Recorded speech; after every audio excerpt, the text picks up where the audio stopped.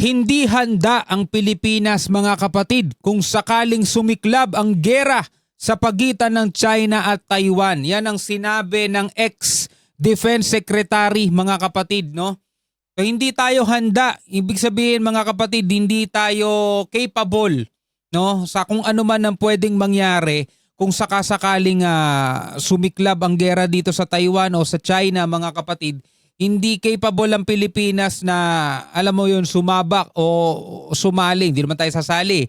Ang layo nilang naman natin is mailikas natin yung ating mga kababayan. Pero sabing ganon ng palasyo, ibang usapan na daw kung idadamay tayo ng China. What if nga idamay tayo?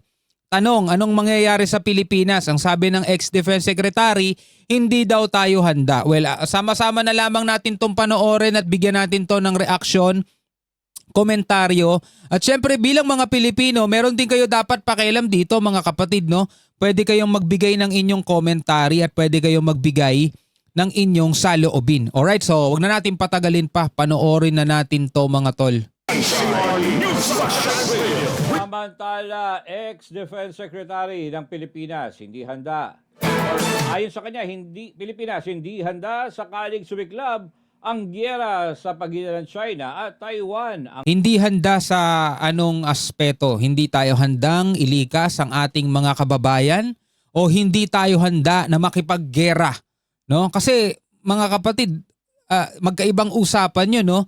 Ang plano ng ating mga kasundaluhan kung sakasakaling sumiklab ang giyera sa China at sa Taiwan, maghanda sa pag-rescue sa mga kababayan natin doon, mga OFW na nandoon.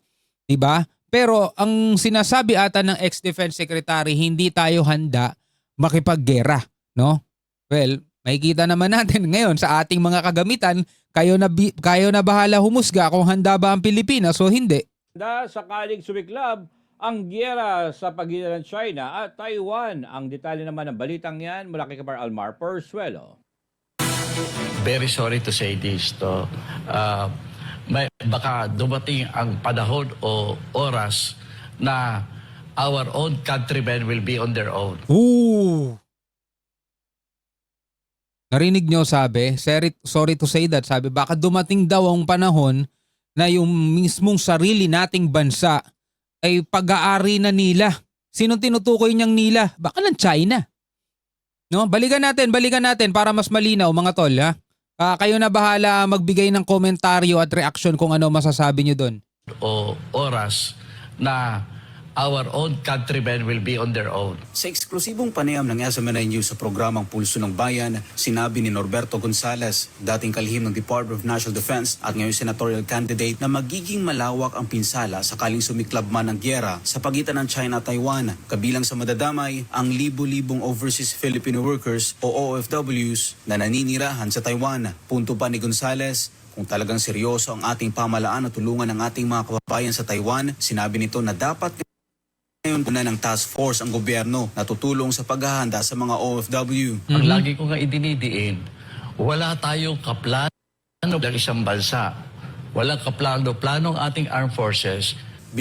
So sabi rito ay wala daw kaplano-plano ang ating armed forces of the Philippines mga kapatid. No? Nakikita natin yung mga madalas na exercises, madalas na mga tawag dito, mga balikatan, mga joint maritime exercises sa karagatan para mas mapaunlad pa natin yung interoperability mga kapatid, di ba? At andirito nakikita natin na kumukuha tayo ng mga panibagong assets natin. Itong kamakailan lang, kararating lang dito sa ating bansa, yung panibagong warship ngayon ng Philippine Navy, yung Malvar, di ba? BRP Malvar. Ngayon mga kapatid, no, kung sisiklab man ang giyera sa China o sa Taiwan, hindi naman lingid sa ating kaalaman na hindi pa ganun kalakas ang ating puwersa, 'di ba? Hindi pa ganun ka-modernize. Nandoon pa tayo kasi sa sa process nandoon pa tayo sa sa pagmo-modernize. Wala pa tayo dun sa complete. Diba, pinaplano pa nga kung bibili tayo ng F-16 o sabing gano'n sa ibang balita, check pa kung baka mayroon pang ibang eroplano na mas pasok sa budget, 'di ba? Wala tayong submarine, wala tayong mga aircraft carrier, yung ating mga warship hindi rin naman din ganun karami. Pero yun ay kung sakasakaling makikipaglaban tayo doon sa China. 'Di ba? Pero yun din kasi tanong idadamay ba tayo ng China o hindi? 'Di ba? Kasi nandirito yung Typhoon missile. Nandirito yung mga EDCA sites na posibleng magamit, 'di ba? Yun ang pinapangambahan nila. 'Di ba? Idadamay ba tayo ng China? Kasi kung tayo tatanungin mga tol, kung ang gobyerno natin ang tatanungin, kung ang ating mga sundalo ang tatanungin, ayaw din nila ng gera.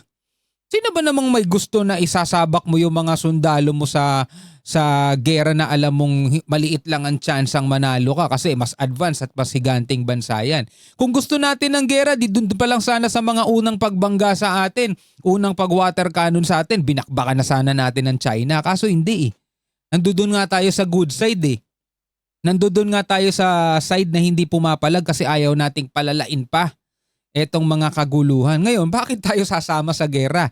Lalong-lalo na kung ito'y labanan lang ng China at ng Taiwan. 'Di ba? Kung pagbabasehan mo yung logic, walang logic kung sasali tayo sa gera ng ganun-ganun na lamang. 'Di ba? Ang sa atin lang dapat is matugunan natin yung ating tungkuling na tulungan yung ating mga kababayan na posibleng maipit doon sa pwedeng maganap na gera, 'di ba? Tuloy natin 'to. Diin ng dating opisyal na hindi tayo obligadong sumausaw sa problema ng China at Taiwan. Totoo naman hindi naman talaga tayo sasawsaw doon balikan natin. Ng isang bansa, walang kaplano-plano ang ating armed forces. Binigyang diin ng dating opisyal na hindi tayo obligadong sumausaw sa problema ng China at Taiwan. Ang mahalagaan niya ay handa ang mga Pilipino sakaling madamay sa namumuong giyera. 'Di ba? Hindi tayo sasawsaw Ang sa atin lang mga kapatid, kasi naratibo ng China yun sasawsaw ang Pilipinas. Ang sa atin lang is mailikas natin yung ating mga kababayan. Hanggang dun lang tayo, hindi tayo makikipagputukan sa kanila. Ang mahalagaan niya ay handa ang mga Pilipino sakaling madamay sa namumuong giyera. Huwag dating iisipin yung tungkol sa pagiging obligado. Ang importante, kapag inatake ka, lalaban ka. Kita niyang solusyon, linawin ang foreign policy ng Pilipinas, makipag-usap ng maayos sa China. Pumunta ulit sila sa China. Dagdag paliwanag pa. Sa gitna ng tumitinding tensyon sa pagitan ng China at Taiwan, libo-libong Pilipino sa Taiwan ang posibleng maapektuhan. Sa ngayon, wala pang inilalatag na konkretong plano ang gobyerno para sa kanilang kaligtasan habang patuloy ang pag-aalboroto ng sitwasyon sa rehiyon. Nananatiling tanong kung anong mga hakbang ang gagawin ng Pilipinas upang paghandaan ang anumang posibleng epekto nito sa bansa at sa mga mamamayang Pilipino. Para sa Diyos sa Pilipinas kung mahal. Well, ang totoo mga kapatid, diba? Hindi pa rin naman natin alam kung kailan talaga tuluyang aatake ang China sa Taiwan. Kasi matagal na din nilang pinagbabantaan ng Taiwan mga tol. Dekada-dekada na ang nakakalipas. Matagal na nilang gustong sakupin yan mga kapatid. Pero syempre marami pa rin silang sinasaalang-alang. Diba? Ang gusto nga nila makuha ang Taiwan nang hindi na kailangan gumagamit ng puwersa. Pero lahat daw ay gagawin nila hanggang sukdulang gumamit na sila ng puwersa. Gagawin at gagawin daw nila yon. Matupad lang yung kanilang reunification. Yun ang sabi ng China mga kapatid. Pero alam naman natin ang Taiwan, with or without help ng kahit na sino mang kaalyado nila, papalagyan. Diba? Hindi yan basta-basta papasakop lang. Papalagyan. May mga sundalo sila Diba? Malakas din ang Taiwan. Actually mga tol, mas advanced sila kaysa sa atin. Though mas malaki bansa natin mga kapatid, mas advanced sila. Kita mo na lang, ang dami nating OFW dun Doon nagtatrabaho kaysa rito sa Pilipinas di ba? Pero gayon pa man, hindi makikisawsaw ang Pilipinas. Yun ang nilinaw ng ating mga sundalo. Pero sinabi din ng palasyo na ibang usapan kung dinamay tayo. Yun na nga nandoon na tayo sa worst part. What if idamay tayo? Handa ba ang Pilipinas? O iwan ko sa inyo yung katanungan na yan. No? Pwede kayong magbigay ng komento sa ibaba. No? Hanggang sa muli mga kapatid, maraming salamat sa inyong panonood. Ako nga pala si Shobal D. Peace out.